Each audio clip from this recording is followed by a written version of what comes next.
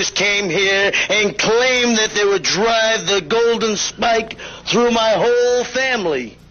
I'm tired of being humble. I'm tired of letting people think they got a chance. The tribal chief is head and shoulders above everybody.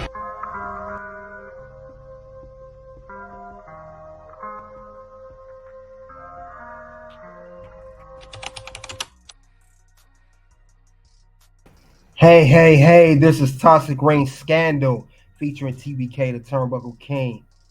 Got a good story to tell today, but of course it is not the best story. It is kind of bittersweet. We're here honoring Kevin Sullivan, celebrating the life of Kevin Sullivan. As we know, he recently just passed away. 1949 he was born, passed away 2024. Before anything, rest in peace to Kevin Sullivan. Great mind in wrestling business and a lot that he's contributed to the wrestling industry. But because he's gone, let's honor him. Look at him in a positive light. Gone but not forgotten, definitely. But let's talk about it. We know we are celebrating the life that he of wrestling. He did a lot in the wrestling industry, starting in the 1970s, where he did start wrestling. Now I know he wrestled in the 1970s. He wrestled as Johnny West in the NWA Gulf Coast. So that's where he started his wrestling career. Now later on, of course, he would wrestle in Jim Crockett Promotions.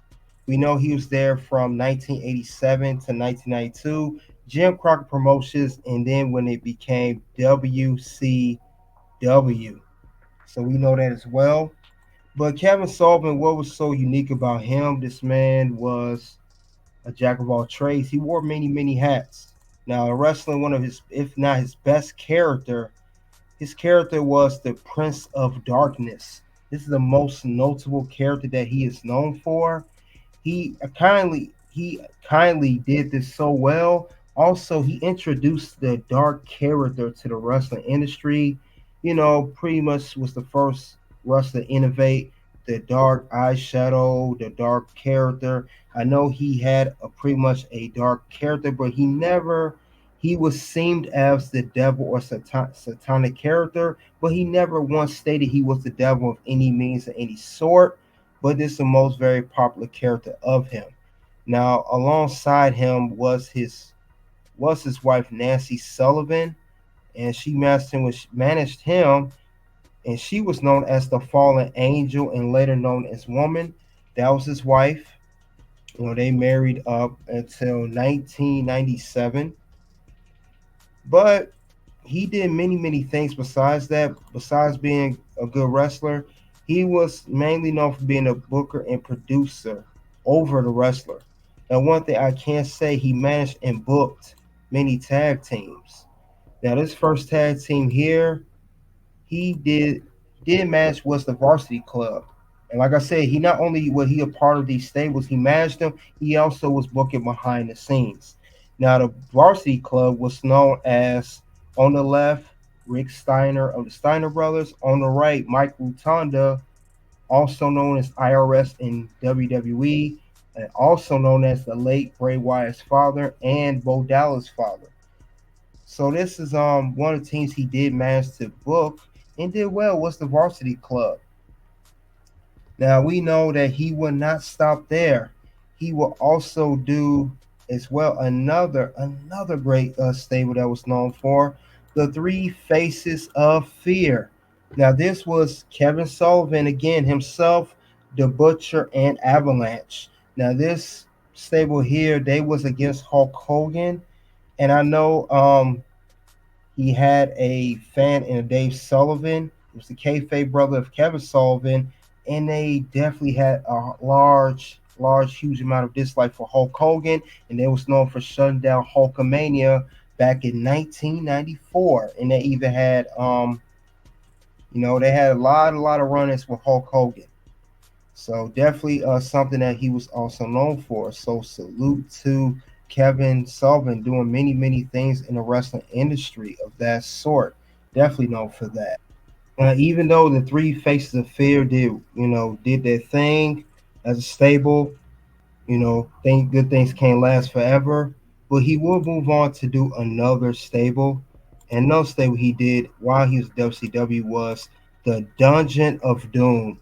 Now this was debuted in 1995, disbanded in 1997, and there was a lot of many members of this group. As you can see here, you had Lex Luger, the Giant, before he was known as the Big Show. You had Kamala, Jimmy Hart as a manager on the right there. You had Vader, Ming, you had Conan, whole bunch of names. And Gangrel and Luna Vachon, if I said her name right.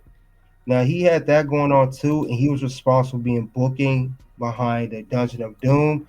But nothing he did do that I've heard that he even helped push the Giant, aka the Big Show. He helped push him too. Now I know the Giant was known for being introduced into professional wrestling by Hulk Hogan, as Hulk Hogan was known to discover him. But I heard Kevin Sullivan was the guy to really get the Giant behind and get him pushed, and who eventually became WCW champion. But Kevin Sullivan, he did many, many great things. Now I know he was originally in WCW, but this is when he returned to WCW in 1994, and then of course he stayed to 2001 with the merger. Now the same year, 1997, the same year Dungeon of Doom disbanded. This is when he retired from wrestling, and he focused on more of booking duties until 2001, which will be the end of WCW. But Kevin Sullivan, he did many, many things. He wrestled, managed, booked everything. Definitely had a legendary career, and he definitely had one of the best minds in wrestling business. And there's no other that did it like Kevin Sullivan. Like I said, he's literally the jack of all trades. He innovated stuff. He innovated the dark character. He was behind a lot of great bookings. The only thing that Kevin Sullivan did, he just really couldn't adapt and evolve. Meaning, he was there with Dusty Rhodes. He worked with him, but he never could. He never made the jump to WWE. Now I know he did other stints. He was in TNA. I know he was in Ring of Honor, but he never made the jump to the biggest promotion we all know as WWE. As great as Kevin Sullivan was, and I think that's why he does not get mentioned enough in the wrestling industry, because he never was in WWE. But despite all of that, he still gets honor of what he's done, and he's definitely get the respect he deserves, and he will not be forgotten for what he's done. Now, unfortunately, I heard that Kevin Sullivan recently, he was hospitalized, I think back in July. He was hospitalized back in July for whatever. I think he had some health issues going on. They said he had a devastating accident, and it was a major impact on his health. Now he underwent surgery. He had multiple complications, but the accident reportedly affected his ability to function independently. And this was back in July 15th. He was starting to recover from those injuries, but due to that, he did pass away from blood clot, and this was from complication blood clot, and this was in Concord, Massachusetts on August 9th. And this is sad tragedy, but rest in peace to Kevin Sullivan. Thank you for everything you've done for wrestling industry. I don't think there'll be another one like of what he's done. A lot of stuff we see in wrestling today, we probably wouldn't have seen if it wasn't for Kevin Sullivan influence. But once again, thank you for everything you've done, Kevin Sullivan. Gone but not forgotten. And that's all I have for celebrating the life of Kevin Sullivan. You guys let me know what you think of Kevin Sullivan. Now, did you know some of these things about him, or you did not know some of these things about him? Great innovative mind for the business.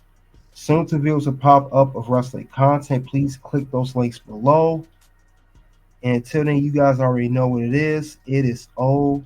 You and me and Chris Benoit basically all started together, pretty much. You started a little bit earlier. Yeah, for sure, yeah. But they pushed me to the moon, and they held you guys back.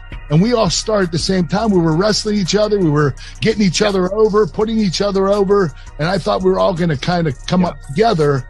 And it was like, you guys stayed behind. And it was like, what's going on? Well, I mean, we definitely had to work harder because you already said it, Kurt. You already know the answer is that you were a WWE guy.